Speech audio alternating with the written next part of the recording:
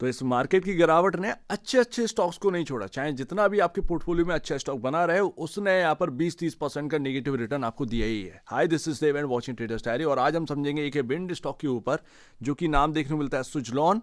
And यहाँ पर काफी बड़ी गिरावट हो चुकी है। आज इंटरडे में थोड़ी सी रिकवरी देखने को मिली है, लेकिन इसके मायने क्या है एंड डीसीएफ वैल्यू क्या कह रहा है सुजलॉन के बारे में, ये समझते हैं। तो 3 महीने की बात करेंगे। 3 महीने का रिटर्न जो है वो -26.49% निवेशकों के हाथ में लग चुका है। एंड वहीं पर इंडेक्स है, यहाँ पर निफ्टी की बात करेंगे तो -9.54% का नेगेटिव रिटर्न है। वही अगर आप देखें निफ्टी से कंपेयर ना करिए, निफ्टी इंडेक्स थोड़ा सा डिफरेंट है। आप मिड कैप के अंदर आते हैं, मिड कैप के अंदर देखें तो मिड कैप इंडेक्स ऑलमोस्ट 26% के आसपास का नेगेटिव रिटर्न दे ही रहा है। तो उस हिसाब से अगर आप देखें जो सुजलॉन रिटर्न आपको दे रहा है नेगेटिव, उतना ही इंडेक्स यहाँ पर नेगेटिव रिटर्न आपको दे रहा है। यानी कि इंडेक्स और सुजलॉन दोनों साथ साथ यहाँ पर नेगेटिव रिटर्न दे रहे हैं बराबर। लेकिन ये बात अधूरी है। अगर आप टॉप से देखेंगे 86 का हाई लगा था इस स्टॉक के अंदर, वहां से अगर आप देखेंगे तो ऑलमोस्ट ये स्टॉक हाफ हो चुका है। -50% के आसपास का करेक्शन ये स्टॉक दिखा रहा है। अब जहां से एक तेजी स्टार्ट हुई थी वहीं पर घूमकर आ चुके हैं, ऑलमोस्ट वहीं पर हम आ चुके हैं। आज का जो लोअर लेवल था वो 46 रुपए के अराउंड था। एंड मैं आपके सामने बहुत पहले ये बात किया था, मैंने ऑलरेडी आपसे बताया था कि अभी सेलिंग कम नहीं होगी, जो कि लमसम 70 रुपए के आसपास ये स्टॉक था। अभी हाल फिलहाल की बात है जहां से इसने गिरना स्टार्ट किया, तो ये साफ साफ दिखाई दे रहा था क्योंकि पुराना डेटा यही कह रहा था।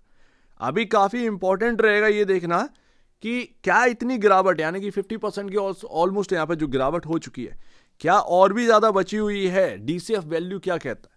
तो अभी डीसीएफ मॉडल पर आने से पहले मैं बात करता हूं यहाँ पर फाइनेंशियल इंडिकेटर की, क्योंकि इससे बात नहीं बनेगी कि डीसीएफ वैल्यू देखकर सब कुछ बात खत्म हो जाए। फाइनेंशियल इंडिकेटर देखना जरूरी है। 57.57 का पी रेशियो हमें देखने को मिल रहा है 58.80 के अगेंस्ट। कभी 100 के ऊपर वर्क करता था। आज की डेट में जो कैपिटल गुड मार्केट की कंपनियां सब के सब धाराशायी हो चुकी है, इंडस्ट्री भी के नीचे आ चुकी है।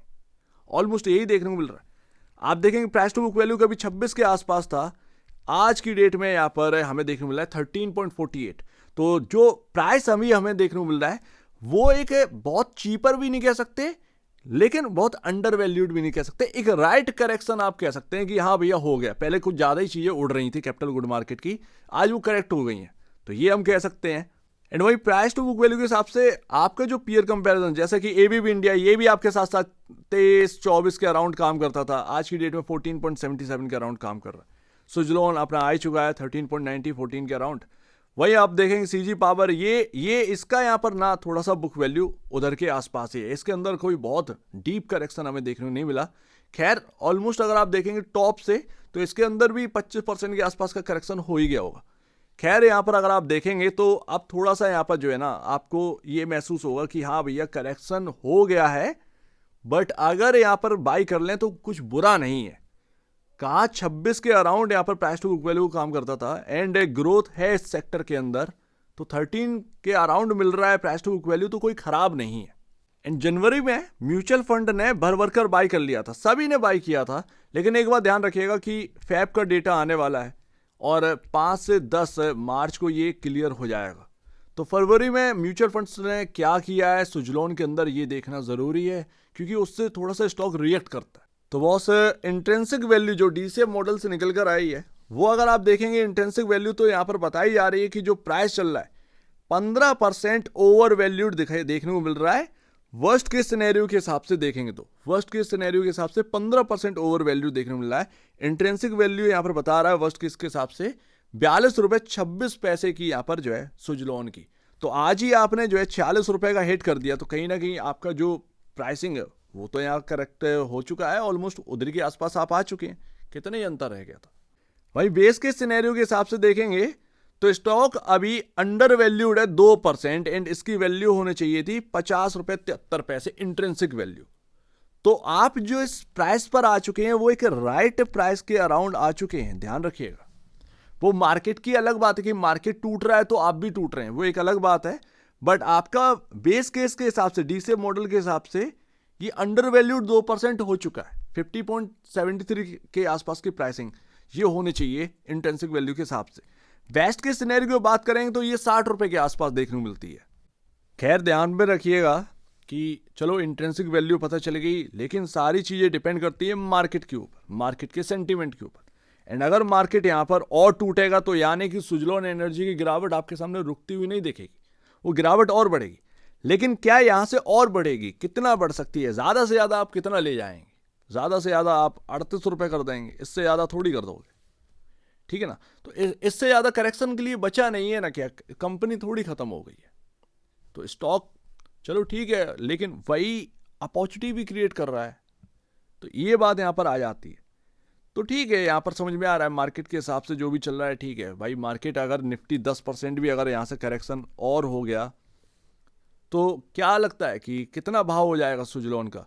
आपको 36-35 के आसपास तक ही यहाँ पर ढकेल के ले जाएगा, इससे ज़्यादा तो ले नहीं जाएगा। 46 तो आज हमने देख ही लिया, तो वो 10 रुपये का ही है जितना भी है। चलो ठीक है, ये तो बात हो गई। इंपॉर्टेंट लेवल क्या है, इंपॉर्टेंट क्या है यहाँ पर जो देखने को मिल रहा है 2025 के हिसाब से, 50 रुपये आपका जो है एक रेजिस्टेंस है, एंड उसके ऊपर चढ़ा हुआ है भैया 53 रुपये 54 पैसे। यहाँ पर आपका जो है एक अच्छा खासा रेजिस्टेंस है। तो ये 54 रुपये आप कहिएगा कि 54 रुपये के ऊपर जब ये टिकना स्टार्ट हो जाए तब कहीं ना कहीं एक प्लस पॉइंट बनता हुआ नज़र आ सकता है सुजलॉन के अंदर। अदरवाइज ये 50 रुपये और 54 रुपये, ये 4 रुपये की जो रेंज है, आप कह सकते हैं कि एक सेलिंग वाली रेंज है। तो अभी होश मत खवाइए, एंड ये मत सोचिए कि आज मैंने यहाँ पर बाई कर लिया तो टारगेट क्या होने वाला है। टारगेट लेते लेते आप थक जाएंगे, टारगेट कोई देता देता जो है ना आपको बना जाएगा। सीधी सी बात ये है कि आज की डेट में किसी को नहीं पता कि कल निफ्टी के अंदर क्या होने वाला है, क्या 500 पॉइंट की तेजी आने वाली है, 500 पॉइंट की गिरावट आने वाली है। हमें बस इतना देखना है कि स्टॉक के अंदर कितना गिरावट होगी भाई। हाँ ठीक है भाई, 50% की गिरावट हो गई है, क्या मेरे लिए सूटेबल है बाई करना है यहाँ पर? अगर अच्छा लगता है तो बाई कर लो, क्योंकि अपने को नहीं पता। हम तो सिर्फ इतने ही कर सकते हैं कि अपने पोर्टफोलियो में उन स्टॉक्स को ऐड कर सकते हैं जिनमें अच्छा खासा करेक्शन हो गया और जो अभी गुड क्वालिटी मिल रहे हैं, ठीक है।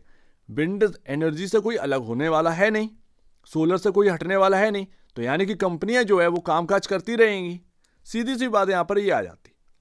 अर्निंग्स अगर थोड़ी सी डाउन होंगी तो वो करेक्शन हो चुका 50% का उस हिसाब से। तो ये बात यहां पर देखने वाली होती है। बाकी क्वार्टरली नंबर जैसे अच्छे आने लगे ये भी रिकवर करने लगेंगे, क्या ही बड़ी बात है। जहां जहां क्वार्टरली नंबर्स आगे अच्छे आते रहेंगे वहां वहां चाहे जितनी 60% की गिरावट क्यों ना हो गई हो, वो धीरे धीरे रिकवर करने लगेंगे। तो उसमें कोई प्रॉब्लमेटिक बात नहीं है, ठीक है ना। वक्त वक्त की बात है। अगर आपको नीचे लेवल पर बाई करने को नहीं मिलेगा तो आप फिर क्या कर पाएंगे, चलता थोड़ी रहेगी ना। तो करेक्शन भी कभी कभार नीड होती है, लेकिन ये कहना आसान है उनके लिए जो भाई करेक्शन से जूझ नहीं रहे इस स्टॉक के अंदर, जो नई अपॉर्चुनिटी छांट रहे हैं, उनके लिए तो बहुत आसान है ये सुनना। लेकिन जो 86 रुपये का रखे या 80 का या 70 रुपये का, उसके लिए आसान नहीं है ये कहना कि करेक्शन बहुत अच्छा आ गया। ये बात यहाँ पर रहती है। इन्वेस्टर के हाथ में एक टूल और रहता है भाई, एवरेज का। जब एक राइट प्राइस मिले तो भाई एवरेज करने की सोचिएगा। तो ये बात यहाँ पर है। अब तेजी यहाँ पर स्टार्ट हुई थी ऑलमोस्ट 44 रुपये से, आप ऑलमोस्ट उसके पास आ चुके हैं 44.61। क्या यहाँ पर ना लगती है कि गिरावट रुक गई है? देखिए लगता तो नहीं है कि गिरावट अभी रुक गई है, ठीक है। ये थोड़ा सा ना समझने वाली बात है। हो सकता है कि निफ्टी के अंदर थोड़ा सा अप मूव आ जाए या कुछ आपको रिटर्न मिल जाए, या मिड कैप के अंदर थोड़ा सा यहाँ पर जो है ना बाइंग आ जाए, और आएगी तो वो 54 रुपये का लेवल भी तो क्रॉस होगा। तो ये पुराने लोगों के लिए अच्छा रहेगा। बाकी नए लोग थोड़ा सा वेट कर लीजिए, ज़्यादा बेहतर वेट कर लो, ज़्यादा बेहतर है। क्योंकि अभी मार्केट का सेंटीमेंट इतना अच्छा नहीं है, कब क्या हो जाए, एफआईएस क्या कर बैठेंगे, कुछ भरोसा नहीं है। आप एक राइट प्राइस का वेट कर रहे हैं। तो अगर किसी को लगता है कि नहीं भाई आज क्या मैंने बाई किया 46 रुपये या 47 रुपये मैंने बाई कर लिया है, मेरे लिए ठीक है। अगर मेरे को यहाँ पर 35 रुपये भी दिखेगा मैं वहाँ पर भी एवरेज कर लूँगा। तो अगर ऐसी सोच है तो इससे बढ़िया सोच है ही नहीं।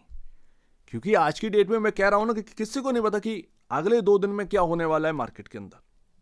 वो अपना आज की डेट में सब तुक्का फेंक रहे हैं, ये हकीकत है। बस आप यही कर सकते हैं कि करेक्शन हो गया स्टॉक के अंदर, अच्छा खासा करेक्शन हो गया, उस स्टॉक को उठाया, अच्छी क्वालिटी है, ठीक है भैया बाई करना स्टार्ट करती है। आप यहाँ से बस इतने ही कर सकते हैं, इससे ज़्यादा आपके हाथ में कोई है ही नहीं।